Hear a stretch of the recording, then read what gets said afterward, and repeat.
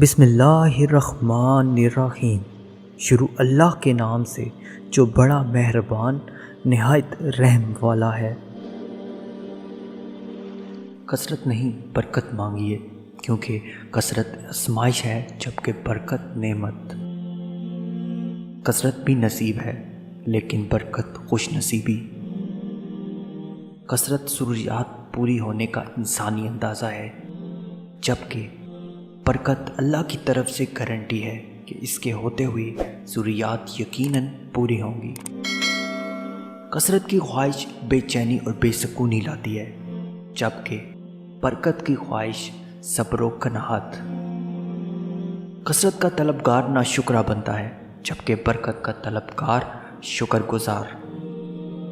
کثرت والے روز محشر حساب و کتاب میں پھنسیں گے، جبکہ برکت والے حساب کتاب کی سختی سے محفوظ رہیں گے۔